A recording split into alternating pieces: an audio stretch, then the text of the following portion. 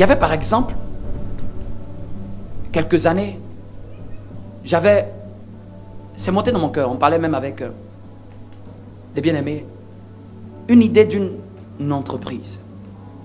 Au début, j'ai cru que c'est juste parce que on parlait que c'était bien beau. Et l'année dernière, j'ai acheté du matériel. Et j'ai dit, je vais essayer quand même, je vais commencer à faire. Ça a commencé comme ça. Et cette année, je me suis vu que quand je me concentrais sur ce domaine, il y a quelque chose qui a commencé à se passer. Ça m'a même étonné. J'ai commencé à passer des heures en train de chercher à apprendre, à comprendre. Et plus je creusais, plus je comprenais, parce que c'est de la science. Hein. C'est un domaine qui n'est pas de mon domaine. Mais en fait, je sentais que c'était attiré. Et un jour, je priais même ici dans mon bureau. Je dis, Seigneur, qu'est-ce que je dois faire en termes d'idées d'affaires? Et c'est juste venu dans mon cœur. Mais parfois, un peu, j'avais un petit doute. Est-ce que c'est vraiment sûr? Et l'année dernière, qu'on a prêché sur... Merci Seigneur de me rappeler ce message. Accomplis ton ministère. À la fin de cette série, moi je me rappelle, à la fin de cette série, ma femme m'avait vu être initiateur de cette idée. Elle ne s'en préoccupait pas. Après la fin de cette série, elle me dit, c'est ça là que je veux apprendre à faire. Juste cette parole, j'ai su que c'était un signe que Dieu me donnait. Vous me comprenez un peu? J'ai su que c'était un signe. Parce que le Saint-Esprit, je ne lui ai pas parlé, je n'ai pas dit à ma femme, je voudrais que tu fasses, je voudrais t'apprendre cette idée que je veux qu'on mette sur place. Et que ça, c'est moi qui commençais à faire. C'est moi-même, ma propre passion, j'ai commencé à faire. Mais quand j'ai vu qu'elle a commencé à s'y intéresser, j'ai dit certainement cette idée-là vient de Dieu.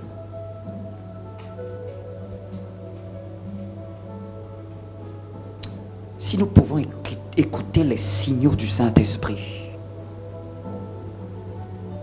Mets la main sur le cœur, dis-moi, Saint-Esprit, donne-moi d'écouter tes signaux.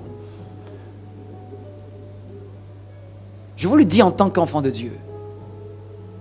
Si quelque chose monte dans vos cœurs, si vous avez un doute, priez peut-être pour demander, Seigneur, donne-moi encore un autre signe. Parce que même Gédéon, à un moment, quand Dieu lui a parlé, il a dit, Seigneur, je te demande pardon. Est-ce que tu ne peux pas me donner encore un autre signe? Il a même déterminé un peu le signe par lequel Dieu l'a fait. Il a dit non, c'est trop beau pour être vrai. Si vous lisez bien la Bible, il a dû dire encore Seigneur. C'était son incrédulité, hein, ce n'est pas une obligation. Hein. C'est l'incrédulité de Gédéon qui fait qu'il a besoin de beaucoup de signes. Mais ce n'est pas une obligation. Souvent quelqu'un qui est sensible, il sait que Dieu a parlé. Il a dit encore, Seigneur, si je trouve grâce à tes yeux, il a fait encore un autre signe. Il a demandé encore un autre signe. Et Dieu a donné. Même quand Gédéon allait attaquer, il doutait encore. Dieu a permis qu'il entende le songe de ses ennemis. Et puis c'est quelqu'un d'autre qui... C'est-à-dire que quand vous lisez dans la Bible, vous ne pouvez pas... Comment on peut savoir que ça là c'est Gédéon? La galette de blé. Il a dit ça, c'est la main de Gédéon. Quelqu'un a donné l'interprétation. Pour vous dire que quand c'est le Saint-Esprit, il n'a pas de problème à donner des signes.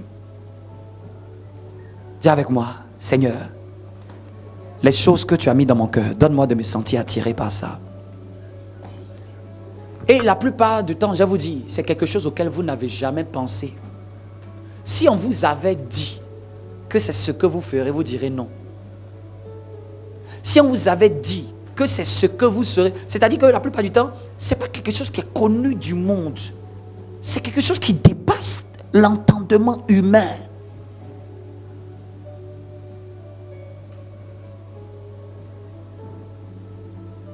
Donc là, j'ai parlé seulement de juste une idée business.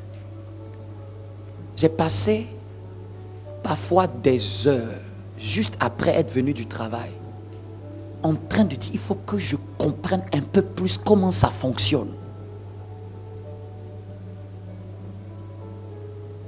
je réessaye, je fais. C'est-à-dire que je me suis retrouvé comme si j'étais comme dans un laboratoire. Mon esprit, c'est-à-dire que mon esprit voulait sonder et connaître cette science.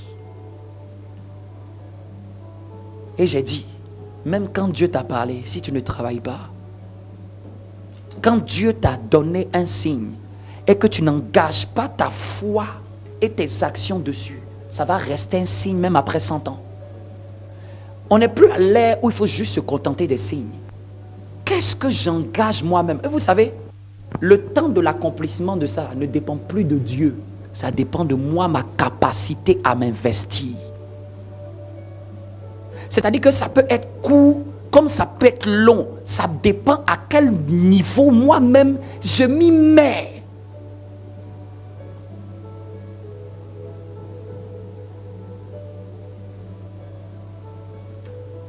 Il y a tellement de choses que souvent Dieu est pressé à faire même plus que nous. Mais ça demande des sacrifices. Hein? Ça demande des heures. Ne pensez pas que c'est seulement... Ça demande des heures. Ça demande de l'investissement. Ça demande de la concentration. Ça demande des efforts.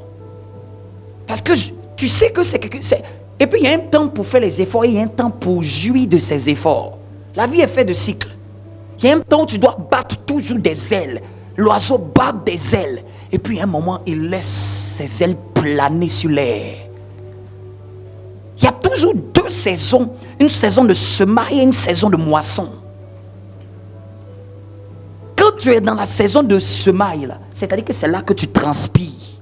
C'est là que tu pries. C'est pareil même pour le domaine spirituel. C'est pareil même pour ta délivrance, pour tout. Il y a toujours un temps où tu fais des efforts. Tu fais. Pasteur Marcelo, j'aime bien ce témoignage. Il donnait ce témoignage. Il dit qu'il voulait tellement réussir. Parce que lui, c'est dans son domaine ministériel. Il dit qu'il a tellement prié, tellement jeûné, tellement prié, tellement jeûné, que Dieu est venu lui dire, c'est bon. C'est monté et Dieu lui dit, c'est bon. Tu as sacrifié, j'ai vu.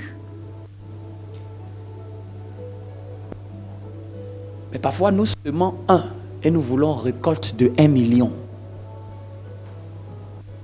Et quand je parle de semence, je ne parle pas d'argent. Parce que tous les chrétiens pensent que c'est de l'argent.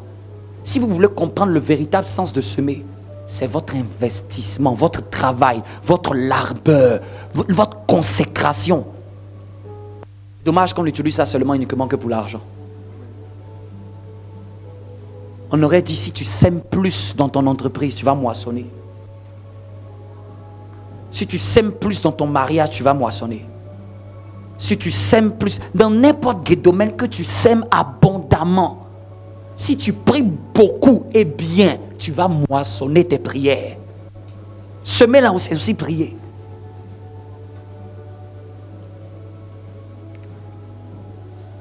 Mets la main sur la tête. Du Saint-Esprit, illumine mon esprit. Je vais vous partager ça. Ça c'est un peu comme l'apéritif que je vous ai donné. Amen. L'apéritif. Et je disais, Saint-Esprit, qu'est-ce que je veux, tu veux qu'on en dise, encore sur le sujet, l'écoute de la voix de Dieu. Et il a mis beaucoup dans mon cœur. Aide-les. Et même en les aidant, toi-même, ça va t'aider aussi. À ce qu'ils comprennent, on va lire un texte de Thessaloniciens, ça va être un soubassement. On est toujours dans prospérer dans l'écoute de la voix de Dieu. Qui trouve ce thème intéressant?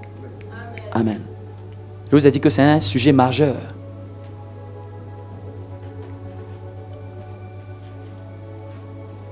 Yes. Ah. J'ai dit quoi? 2 Thessaloniciens. J'ai retrouvé le passage.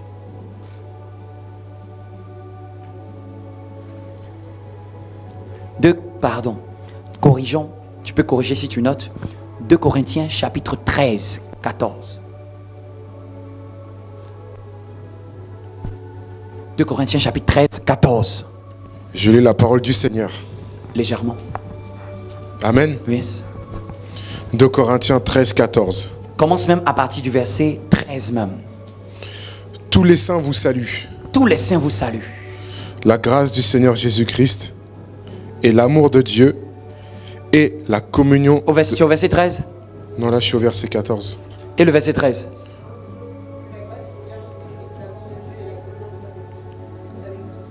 Le verset 13 dit quoi? Tous les saints vous saluent. C'est que va au verset 12. Ok. Saluez-vous les uns et les autres Oui, par un saint baiser. oui, Tous les saints vous saluent. oui, continue. La grâce du Seigneur Jésus-Christ et l'amour de Dieu et la communion de la sainte présence soient avec vous tous.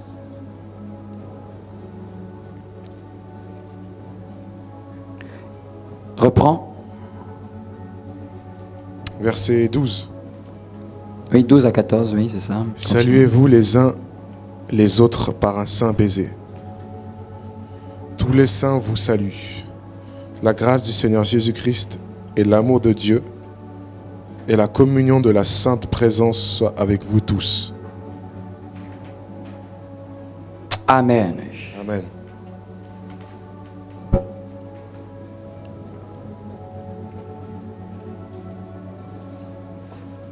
Donc, ce texte dit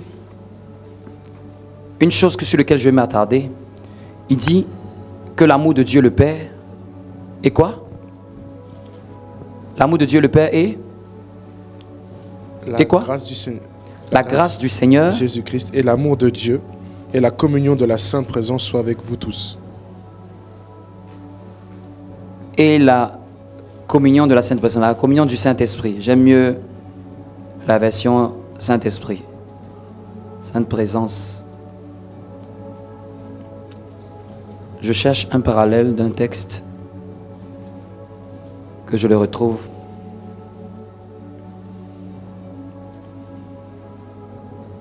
Merci Jésus.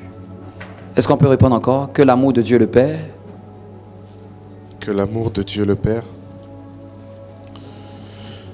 oui, continuons. Que l'amour de Dieu le Père que la grâce du Seigneur Jésus-Christ, l'amour de Dieu et la communion du Saint-Esprit soient avec vous tous. et la communion du Saint-Esprit soit avec... Vous tous. Merci Jésus.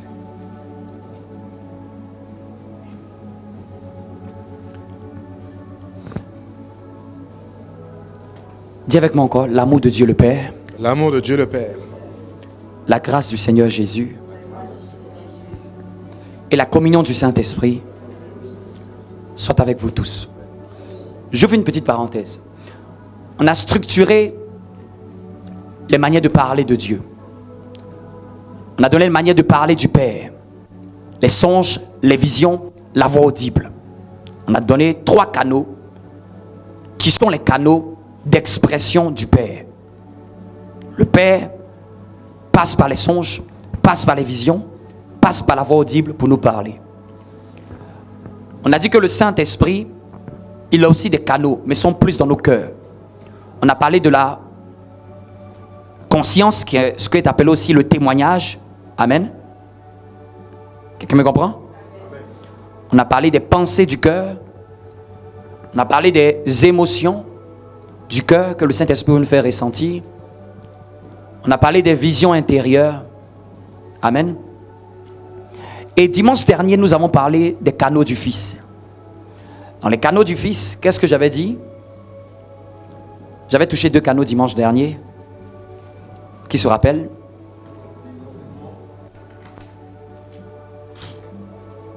Deux canaux. Oui, il y a les enseignements. Il y a les Écritures. Le Fils parle par les Écritures. Et le Fils aussi peut me parler par les enseignements. Les Écritures sont différentes des enseignements. Les enseignements, c'est les Écritures expliquées, décortiquées avec révélation. Les Écritures sont un soubassement. L'enseignement vient par-dessus pour expliciter les Écritures, pour mettre en lumière des coins de l'Écriture. Et pour fermer cette parenthèse, je donne encore un autre canal du Fils. C'est, comment je pourrais dire, c'est par l'intermédiaire d'une personne, soit par prophétie. Chaque fois que vous voyez que quelqu'un dit j'ai reçu quelque chose pour toi, c'est une manière dont Dieu veut utiliser de te parler et il passe par l'intermédiaire d'une personne. Non, ne pensez pas que quand Dieu veut parler, il utilise une personne pour nous parler. ça fait partie d'un aspect seulement. Vous me comprenez un peu? Donc ça peut être par prophétie, surtout par prophétie. Donc, quand un chrétien dans sa foi cantonne toute l'écoute de Dieu uniquement par une prophétie, c'est-à-dire qu'il ne veut pas être que les autres canaux de Dieu s'ouvrent à lui. Et ce n'est pas bon de vouloir que Dieu te parle par un seul canal. Parce que par prophétie, c'est en partie. Mais dans le cœur, c'est H24. Et vous savez pourquoi Dieu passe par prophétie? C'est juste pour te conseiller. Dans les moments où tu es troublé. Dans les moments, vous savez pourquoi Dieu passe par prophétie? C'est juste pour te consoler dans les moments où tu es peut-être affecté. C'est juste pour te donner de l'espérance. Dans les moments où tu ne vois plus rien. C'est juste pour te donner la foi. Dans les moments où tu es désespéré. C'est pour te relever. En fait, c'est toujours dans une période de confusion que Dieu doit venir beaucoup plus te parler par quelqu'un. Parce qu'il t'aime tellement qu'il ne veut pas que tu te perdes. Il doit venir t'éclairer par un autre moyen. Mais maintenant, si quelqu'un, vous imaginez quelqu'un, pour tout et pour sa vie, il veut que ça soit uniquement par prophétie. Il est en train de dire à Dieu que c'est que je suis embrouillé chaque jour. Vous me comprenez un peu? Dieu parle par prophétie pour te conseiller, pour t'édifier, pour te consoler, comme dit les Écritures. Tu traverses une période difficile, la prophétie peut venir à toi pour dire, aie foi, Dieu va le faire. Vous me comprenez un peu? Tu es peut-être confus, tu pries pour quelque chose où tu as un doute, la prophétie peut venir juste être comme un deuxième signe par rapport à ce que tu as reçu dans ton cœur, mais pour lequel tu doutes. Et puis tu dis, mais oui, Dieu m'avait dit ça. Parce que Dieu te parle à toi avant de parler à quelqu'un d'autre en général. Vous savez pourquoi souvent on n'entend pas? C'est qu'on est confus. C'est qu'on a laissé une tristesse ou une situation dans notre âme nous mettre le cafouage. Donc à ce moment précis, sa perception n'est plus tangible. Quelqu'un me comprend? Donc le Fils passe par les Écritures, par l'enseignement et par la prophétie. Vous me comprenez?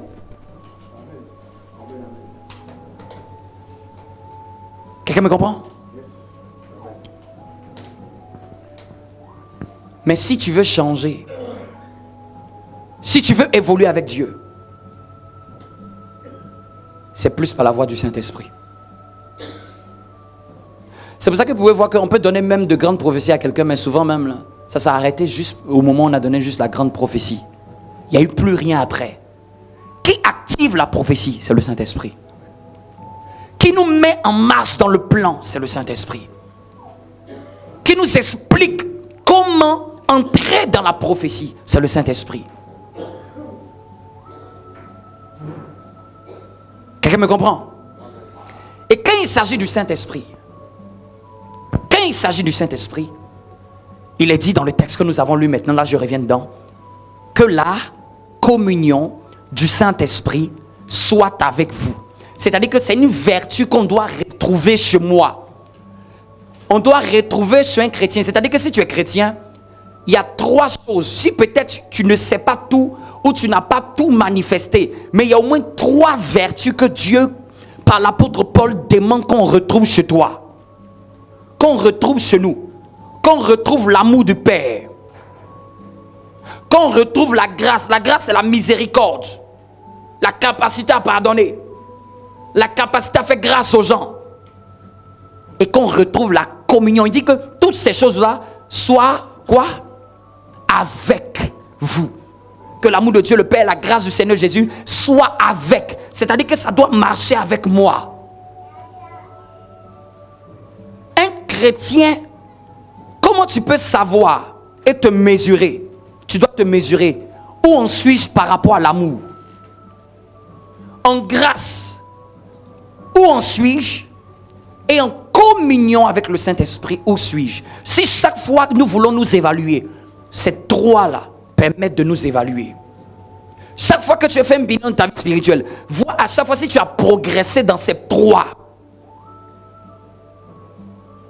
Vous me comprenez un peu? Ne regarde pas si tu as seulement des biens matériels. Regarde où en suis-je par rapport à l'amour de Dieu. Est-ce que j'abonde en amour? Est-ce que j'ai grandi en amour? Ma capacité à aimer les gens. Quand je dis amour, la capacité à aimer les gens. Pas aimer les gens avec qui on s'entend. Aimer les gens de caractère difficile. C'est là qu'on saura si tu as rencontré Dieu. Sinon, même un païen peut aimer lui avec qui ils font la même vie. En quoi sommes-nous différents des païens? Vous voulez vous évaluer, je vous donne les critères. Regarde ta capacité à supporter les gens de comportements difficiles. C'est dans l'amour se trouve tout, hein. Patience, douceur, toutes ces choses sont dans l'agapé. C'est une vertu pour grandir. Comprenez? Il y a certaines choses Dieu ne fera pas juste parce que tu as prié. Dieu fera juste parce que tu as grandi en amour. Vous me comprenez? Il y a certaines choses Dieu ne fera pas parce que tu as jeûné.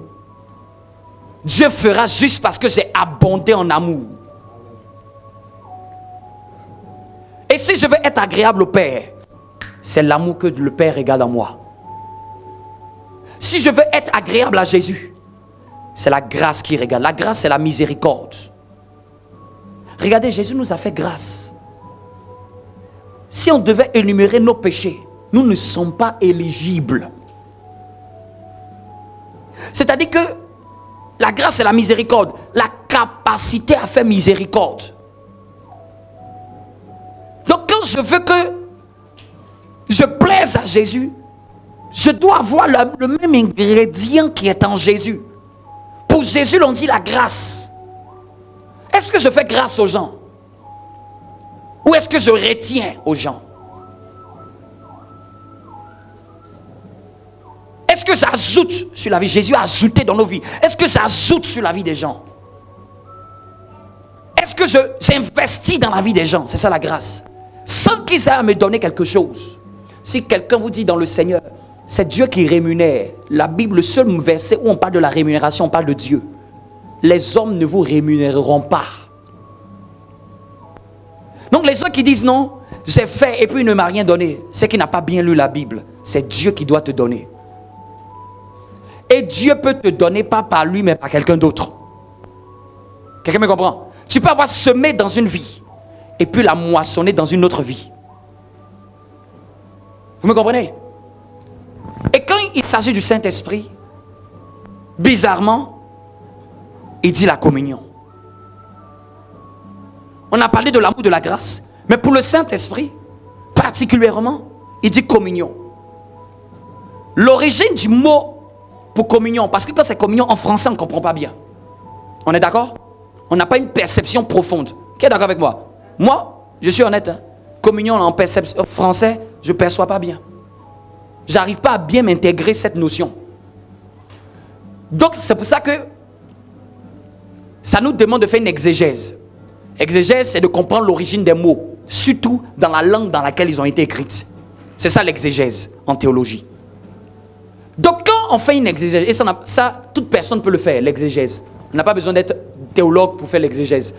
Quand tu lis un mail et tu cherches à comprendre le mail, tu le lis 2-3 fois, tu fais une exégèse. Hein. Tu veux comprendre bien, est-ce que ce qu'il a dit, là, la tout nu, est-ce que c'est comme il a dit? Je vais vous donner une phrase pour que vous allez comprendre c'est quoi l'exégèse. Ça, c'est en même temps quelque chose de marrant. Si vous partez en Côte d'Ivoire et qu'un Ivoirien te dit le voilà avec son coco taillé, dis-moi comment tu vas comprendre cette phrase. Comment tu comprends? Le voilà avec son coco taillé. Le voilà qui passe avec son coco taillé. Dis-moi comment tu comprends cette phrase. Le voilà avec son coco taillé. Non, comment tu comprends littéralement? Littéralement. Un coco, le voilà avec son coco taillé. Mais si tu demandes à un Ivoirien, est-ce que c'est ce que tu voulais dire? Il va te dire jamais. C'est ça l'exégèse. Si je n'ai pas compris dans le sens de l'origine de la langue, ce qu'il voulait dire, je peux interpréter mal. Et ça, c'est très important dans l'interprétation des Écritures. Quand vous voulez interpréter les Écritures, faites attention de ne pas avoir une interprétation rapide. La plupart du temps, je vous donne un conseil. Comprenez ce qui a été dit avant et après pour vous situer au milieu. Mais si vous le prenez le verset, vous le sortez comme ça, vous n'avez pas compris la mention d'avant. Ce qui a été dit avant que le verset ne soit dit. Ce qui a été dit après. Il faut les deux réunir. Et si ça ne suffisait pas, il faut aller comprendre dans leur langue. Parce que la Bible était traduite dans leur langue. Aujourd'hui, il y a plein d'outils. Si vous n'avez pas cet outil, c'est Bible Strong. C'est rapide. Dès que tu cliques sur le mot, tu as l'origine dans la langue hébraïque ou dans la langue grecque. L'application est très magnifique. Tout chrétien qui se respecte, s'il ne fait pas ça, sa foi en danger. Parce que l'œil est la lampe du corps. Ta perception détermine ta foi. Maintenant, si vous dites un Ivoirien, demandez un Ivoirien. Qu'est-ce que ça veut dire le voilà avec son coco taillé? Oui, quelqu'un peut dire? Hein? Avec le crâne rasé, la boule à zéro. Tu vois? Est-ce que tu savais ça? Tu vois, tu connais pas? Pourquoi? Parce que ce n'est pas de ta culture. Donc quand tu veux t'imprégner d'une culture dans laquelle on a écrit quelque chose, il faut que j'aille chercher dans le sens de la langue. Parce que la perception n'est pas pareille. C'est pour ça qu'il y a des erreurs, beaucoup d'erreurs d'interprétation dans les Écritures. Et même souvent, il faut questionner des anciens. Comment on interprète ce texte? Ou aide-moi. C'est pour ça que je vous dis l'application. N'ayez pas seulement les applications qui ne servent à rien dans les téléphones. Ayez l'application. Tout le monde doit avoir l'application de Bible Strong s'il veut aller loin. Tu tapes seulement au Apple Store ou Android Store, Bible Strong. Il y a toutes les versions et dès que tu sélectionnes le mot, tu vois l'origine, on te donne toutes les concordances du mot dans toute la Bible. Et puis tu peux te faire une meilleure idée à 360 degrés de la pensée. Donc quand on regarde dans l'origine du mot communion, c'est koinonia. Koinonia lui-même vient d'un autre mot qui est koinos, si je ne me trompe pas. Et c'est ce mot-là qui m'a permis de comprendre le sens. Ça veut dire partenaire. Amen. Suivez-moi. Suivez-moi. Ça veut dire un partenaire, un associé, un camarade, un compagnon, celui qui partage en toutes choses. Donc quand on dit la communion du Saint-Esprit soit avec vous, en d'autres termes, on est en train de dire soyez partenaires avec le Saint-Esprit. Développez le partenariat. Développez une camaraderie. Que la camaraderie du Saint-Esprit soit avec vous. Dis-moi un bon amen. Amen.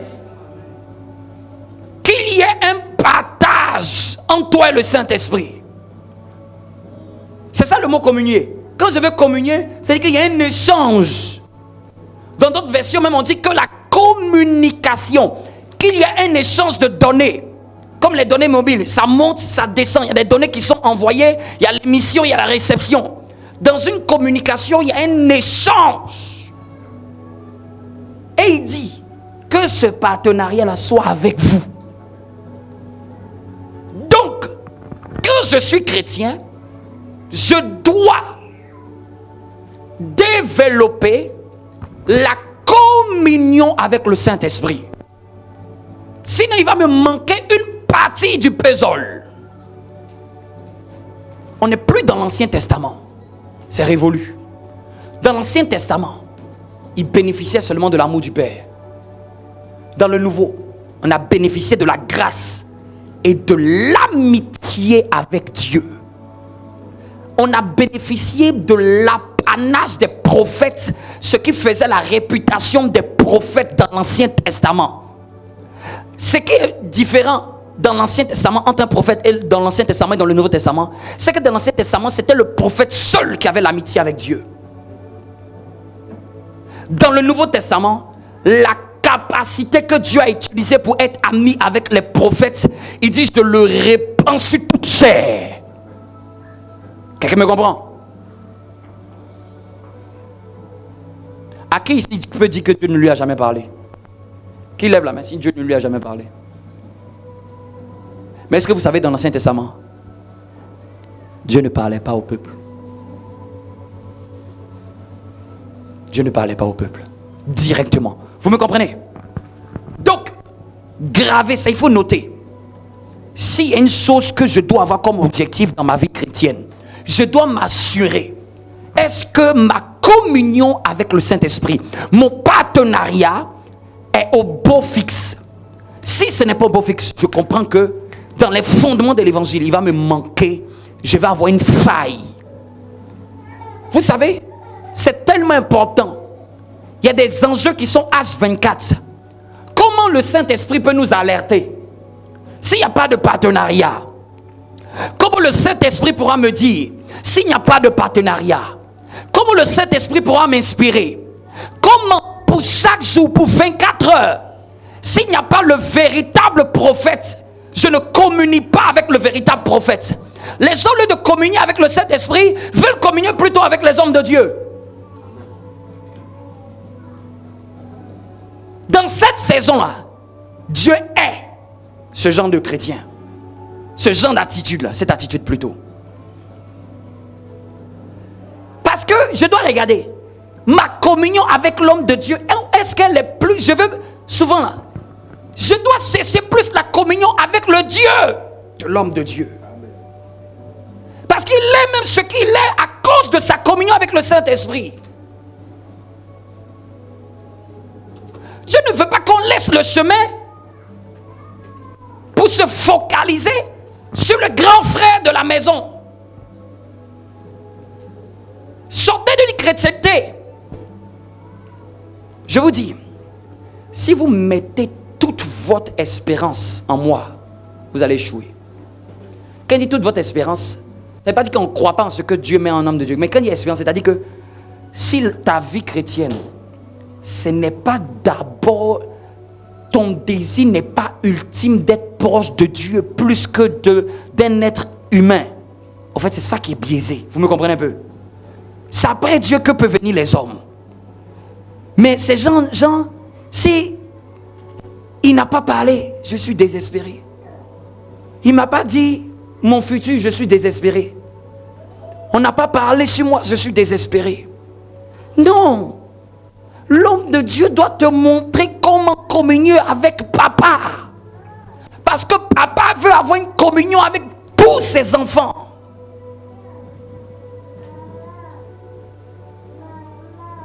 Est-ce que ça nous aide? Est-ce que ça nous aide? Moi, je suis comme un grand frère. Et je viens vous montrer la voie. Si vous prenez, vous allez avoir accès. Si vous ne prenez pas, ça ne m'engage plus. Mais ta vie chrétienne, ta croissance, je ne suis pas responsable à 100%. Si je t'ai enseigné, j'ai lavé mes mains. Si je t'ai instruit, si je t'ai montré le conseil, je t'ai donné tout, je n'en suis plus responsable. Le reste, c'est toi-même. Tu dois te demander, est-ce que je veux vraiment communier avec le Saint-Esprit? Est-ce que je veux vraiment me responsabiliser dans ma relation chrétienne? Arrêtez de mettre la responsabilité de votre vie dans la vie de quelqu'un. Moi, je peux être ici. Dieu peut m'emmener demain d'aller prêcher dans un autre pays. Imagine si tu n'es pas en communion avec le Saint-Esprit. Ça veut dire que ça fait 1 mois, je ne vois plus le pasteur. Hey, tu n'es pas obligé de me voir. Tu veux me voir pourquoi? Je te dis que ça fait 3 ans que je prêche. Je t'ai tout expliqué. Tu veux me voir? Va voir les enseignements. Si vous voulez qu'un homme de Dieu vous parle le plus, écoutez ce qu'il enseigne. Parce que toutes ces vérités sont dans ses enseignements. Et si vous voulez qu'il vous parle plus, parlez de ce qu'il enseigne. il va plus parler avec vous. Vous me comprenez un peu? Donc si vous voyez un chrétien qui dit non, à cause de tel pasteur, je suis déçu de la vie chrétienne, dis-lui, hey, dans la Bible, tu as vu son nom dedans? Demandez-lui, tu as vu son nom dedans? Dis-lui où tu en es ta communion avec le Saint-Esprit. Mais maintenant, on va se poser la question. Dis avec moi, comment développer la communion avec le Saint-Esprit? C'est là que j'ai besoin que tu notes. Parce que c'est la question que depuis hier, je demandais, Seigneur, donne-moi des tips. Dis avec moi, Seigneur, donne-moi des tips. Ce sont des tips qui vont nous aider. Amen.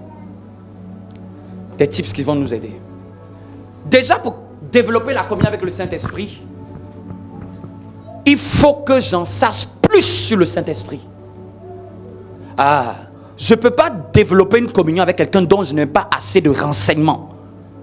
Et où est-ce qu'on parle le plus du Saint-Esprit? C'est où ça? Dans la Bible. Et dans la Bible c'est la bibliothèque. On aime aussi, je veux en savoir plus sur le Saint-Esprit. Il faut que j'aille à la bibliothèque de Dieu. Et quand je vais entrer dans la bibliothèque de Dieu, je vais chercher maintenant les livres où on parle le plus du Saint-Esprit. Vous me comprenez? Ces livres-là, je vais les prendre. Et je vais faire de ça une étude.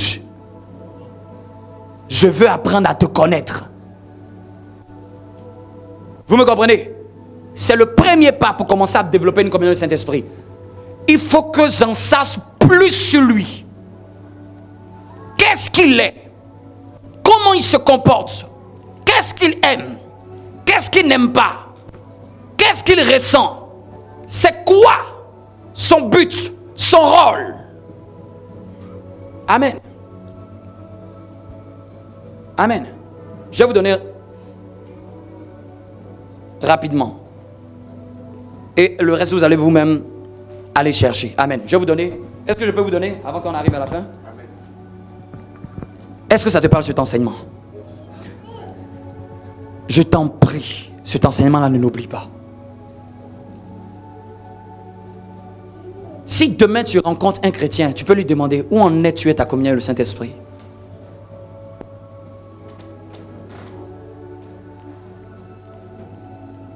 C'est de là que toute chose va se manifester. C'est de là que tout viendra. C'est de là que tout va couler. C'est de là que tout va couler.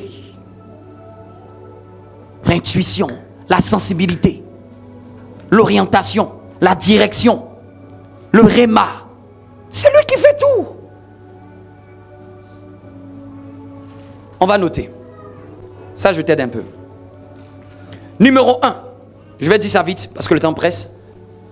Je te donne pour que tu ailles étudier. Numéro 1. Il est dit de lui qu'il demeure éternellement avec nous. Jean 14, 16. Il est dit du Saint-Esprit qu'il demeurera avec nous éternellement. Prends ça, va méditer. Qu'est-ce que ça veut dire? Que ta foi accepte ça. Ta conscience, ton âme accepte que tous les jours, le Saint-Esprit est éternellement avec moi. Amen. Deuxième chose à son sujet. C'est pas il demeure seulement avec nous, mais la Bible dit qu'il est avec nous. Et il est en nous. Jean 14, 17. Avec moi et en moi. Comme un compagnon. Comme aussi à l'intérieur de moi, comme une substance. Amen. Je dois méditer. Ce que je donne là, c'est pour que tu vas méditer. Et tu dois connaître ça par cœur. Notre foi. Comment on fait pour connaître quelque chose par cœur? Je vous pose la question. On revoit ça constamment. En fait, c'est ça. Pour apprendre quelque chose de sorte que ça reste dans notre cœur, il faut que je fasse l'effort de revenir, revoir, de revenir, revoir, de revenir, revoir. Si je fais cet effort dans ma vie de venir revoir, finalement, cette vérité-là reste dans mon cœur. Que la parole de Dieu demeure en vous à la foi. Dis à ton voisin, c'est simple. Dis à quelqu'un, c'est simple. Troisième chose, vous enseignera toutes choses. Jean 14, 26. Vous enseignera, le Saint-Esprit m'enseignera. C'est-à-dire que le Saint-Esprit enseigne sur tout.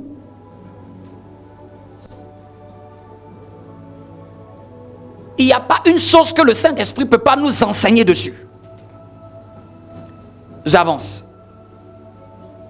Enseigner, c'est qu'il va m'expliquer. Il va m'aider à m'expliquer à ma façon, à mon niveau. Vous savez, quand ma fille était en CE1, si je veux lui expliquer les logarithmes népériennes, ça sera difficile. Mais si je veux lui expliquer la multiplication, ça sera plus facile à cause de son niveau d'éducation. Donc, il y a certaines choses, ce n'est pas parce que le Saint-Esprit ne veut pas m'informer dessus. C'est-à-dire que je n'ai même pas eu encore telle notion avant même qu'il puisse. C'est-à-dire que comment il me va faire pour m'expliquer? Dites-moi, je prends ma fille, je vais lui expliquer le logarithme népérien. C'est-à-dire que je m'assois comme ça, je lui demande, mais comment je vais faire? C'est vrai que je ne veux pas, hein, mais c'est son niveau là qui m'empêche. En première, elle et moi on pourra parler de logarithme népérienne. Vous me comprenez un peu? Donc vous voyez que ce n'est pas le problème du papa d'expliquer. C'est le problème de l'enfant dans la connaissance qui n'a pas encore augmenté. Qu'est-ce que je sais des Écritures pour que le Saint-Esprit m'explique? Qu'est-ce que je sais des histoires de la Bible profondément pour que le Saint-Esprit m'explique? Vous me comprenez? Pour qu'il utilise ça pour m'expliquer maintenant une histoire. Pour qu'il s'appuie dessus, pour que je puisse avoir une révélation pour tel aspect de ma vie. Pour qu'il puisse me rappeler. On avance. C'est même dit ça. Quatrième chose, vous rappellera tout ce que Jésus nous a dit. Nous rappellera tout ce que Jésus nous a dit. Toujours Jean 14, 26. J'avance. Parce que ça c'est le fruit de ma propre étude. Amen. Je vous donne juste un peu de mon étude. Mais ce n'est pas tout ce qui est du Saint-Esprit. Personnellement, chacun doit aller chercher. Amen. Et quand tu as fini de prendre tout ce qui est sur la Bible, là tu peux dire que peut-être j'ai envie de lire des livres sur le Saint-Esprit.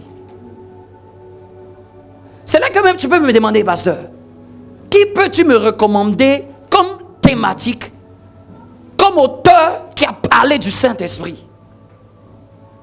Là, c'est-à-dire que là, ton engagement devient sérieux. On est sur quelle chose? Quatrième des choses, il vous rappellera tout ce que Jésus nous a dit. Donc son travail, c'est de rappeler. C'est pas de dire, c'est de rappeler. Donc pour que je puisse être rappelé de ce que Jésus a dit, il faut que j'aie déjà connu ce que Jésus a dit. Si vous voulez que le Saint-Esprit soit sensible, intéressez-vous à tout ce qui est Jésus. Le Saint-Esprit va être bavard. Focalisez tout votre intérêt dans le sens de Jésus. Même si c'est une affaire, si c'est pour Jésus, le Saint-Esprit va être bavard. Si c'est pour Jésus que tu veux faire ça, le Saint-Esprit va plus parler. Le Saint-Esprit est silencieux, mais il est très bavard quand il s'agit de Jésus, parce que le Saint-Esprit ne parle pas de lui-même. Il est écrit, il ne parlera pas de lui-même. C'est-à-dire que lui, il ne va pas venir te parler de lui. Il dira tout ce que Jésus a dit. Cinquième, il rendra témoignage de Jésus. Waouh! Jean 15, 26. Rendra témoignage de Jésus. Jean 15, 26. Sixième, il me convainc du péché, de la justice. Il convainc du péché, de la justice et du jugement.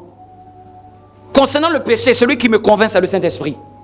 Concernant la justice de Dieu, celui qui me convainc, c'est le Saint-Esprit. C'est-à-dire pour savoir si je marche dans la droiture. On dit il convaincra. Il me donne des convictions sur ces trois choses. Le péché, c'est lui qui me convainc que ça, ce n'est pas bon. Les bonnes choses à faire, la justice là, c'est la manière de marcher de Dieu. Il me convainc aussi dessus, marche comme ça. Et il me convainc aussi sur le jugement. Ça c'est Jean 16, 18. Après j'en ai d'autres, j'en ai Tu pourras noter encore. 7, il nous conduira dans toute la vérité. 8, il nous dira ce qu'il aura entendu. 9, il annoncera les choses à venir, le prophète.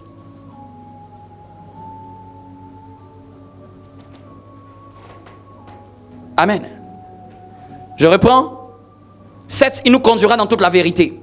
8, il nous dira tout ce qu'il a entendu. 9, il nous annoncera les choses à venir. Tout ça, c'est dans Jean 16, 13. Amen. 10, il glorifiera Jésus. Jean 16, 14. 10 choses que je t'ai partagées sur le Saint-Esprit.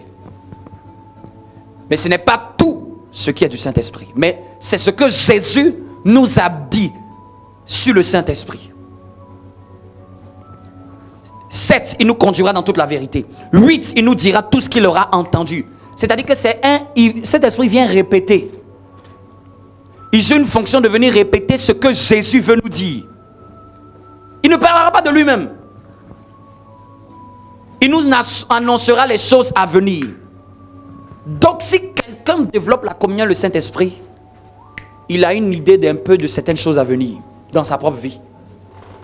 Le Saint-Esprit aime te dire ce qui arrive. C'est écrit, mais je dois l'absorber. Que le Saint-Esprit, là, il aime me dire les choses à venir. Il aime te dire, il y a des moments il cache, mais il y a des moments il aime dire, est-ce que tu sais que l'année prochaine ça va t'arriver? Il aime révéler, c'est-à-dire que dans ces fonctions-là, il aime dire les choses à venir. Waouh! Je dois être conscient, ma foi doit prendre ça. Que le Saint-Esprit dans ces fonctions-là, il aime prophétiser sur mon avenir. Amen. Donc 7, 8, 9, c'est Jean 16, 13. Et le 10e, il glorifiera Jésus. Jean 16, 14. Je t'en prie, il me le répète encore, je t'en prie. Cet enseignement est un enseignement que tu dois garder.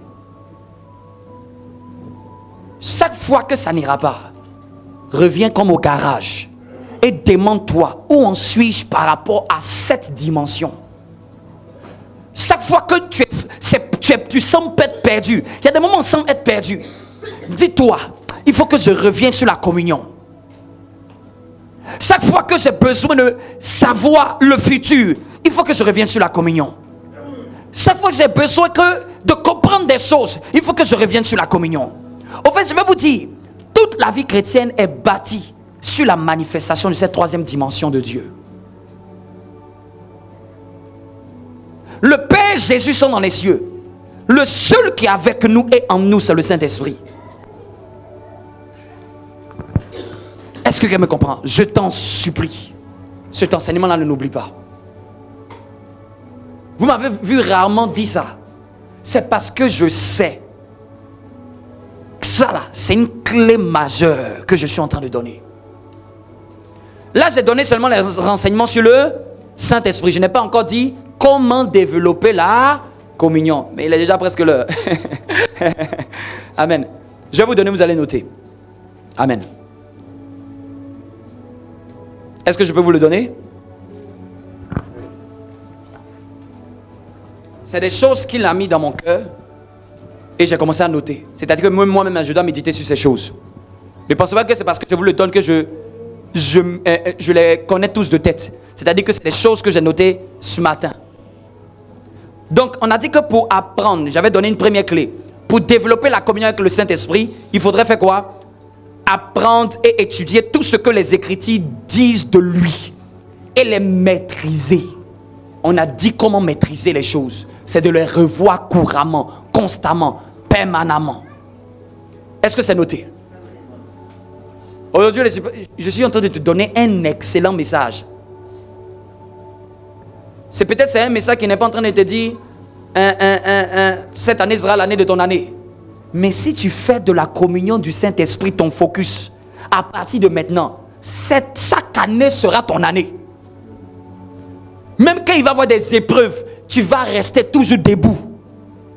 Même quand ça sera difficile, tu vas dire que j'ai combattu le bon combat. Amen. Même quand 10 000 vont tomber à ta droite, 1000 à ta gauche, tu ne seras pas atteint. Ça va te préserver tout le reste de ta vie chrétienne. Amen. 1. apprendre et étudier tout ce que les Écritures disent de lui et les maîtriser. J'ai dit quoi? Et les maîtriser. Et les maîtriser. En parenthèse, lis des livres même à son sujet. S'il le faut. Si j'ai encore soif. Vous voyez l'exemple que j'ai donné, Coco Taillé, là, c'est-à-dire que quand tu vas vouloir analyser les Écritures, là, faut vraiment percer le sens. C'est pas juste je lis. Il faut que je perçoive le sens de chaque mot. Et je t'ai donné Bible Strong pour ça. Déjà, même le simple fait que tu as commencé à faire ça, le Saint-Esprit va commencer à aimer. Il va dire, là, ce n'est pas le pasteur qui s'intéresse à moi, mais c'est ma fille et mon fils qui s'intéressent à moi. Ça fait plaisir à Dieu quand on commence à s'intéresser à lui. Et on commence à étudier, on passe des heures, on passe des minutes en train de chercher quelque chose à son sujet. Vous pensez que comment Dieu se sent? Ma fille, là, depuis toute la semaine, elle décortique les versets un à un. Elle cherche à les analyser. Le Saint-Esprit regarde comme ça, il va dire, waouh, elle veut vraiment partager avec moi. Qui n'est pas intéressé si quelqu'un s'intéresse à lui? Imagine quelqu'un à chaque fois, il veut en savoir plus sur toi.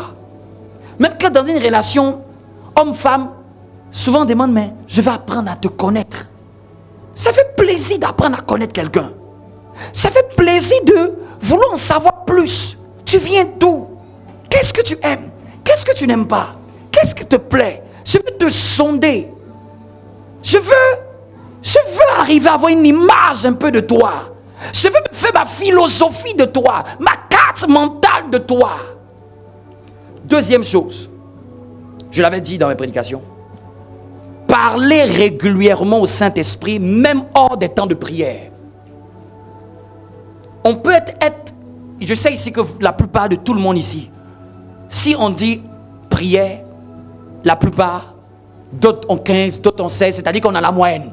Vous me comprenez un peu? Une bonne note, c'est-à-dire qu'on a appris à prier. Amen. Ça, c'est un module qui a été validé. Mais le module communion avec le Saint-Esprit, il doit être aussi validé. Les choses de Dieu, c'est comme des modules.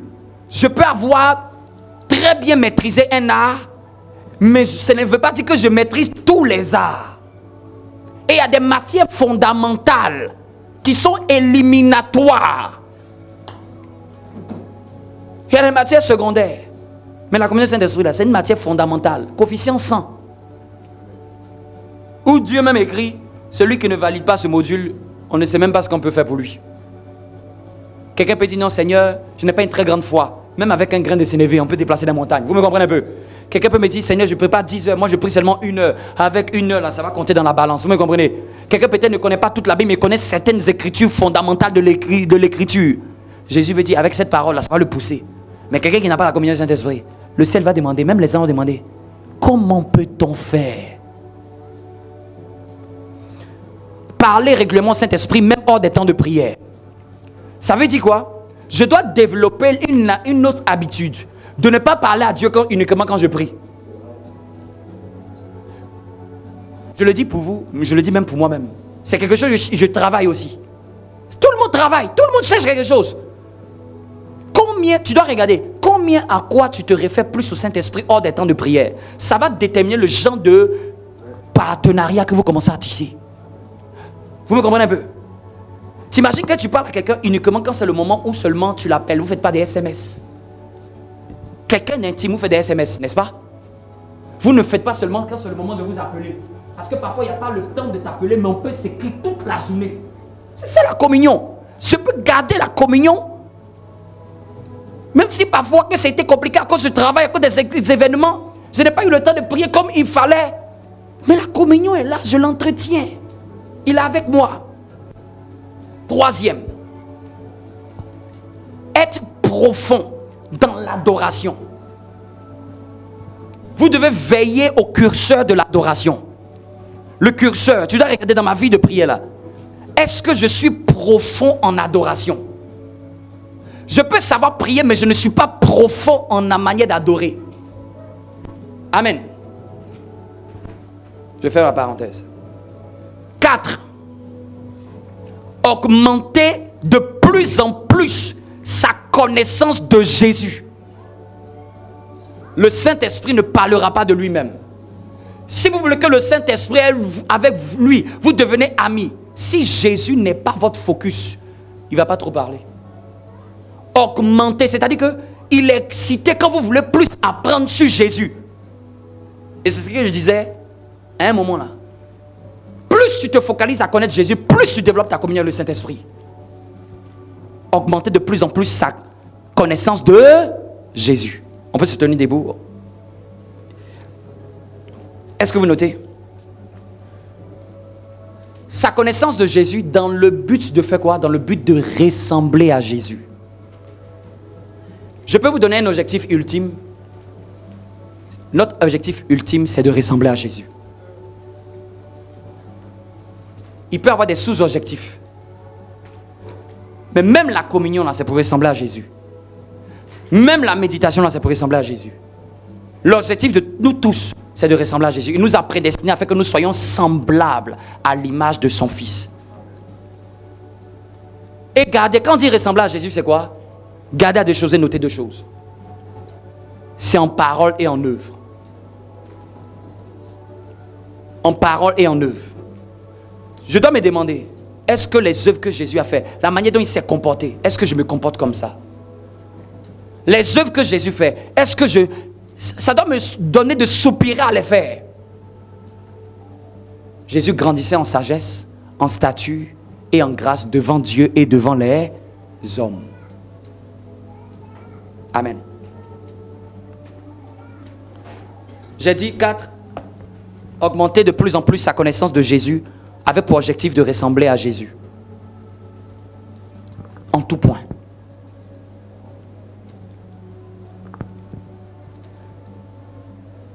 Jeûner régulièrement pour passer plus de temps dans la prière.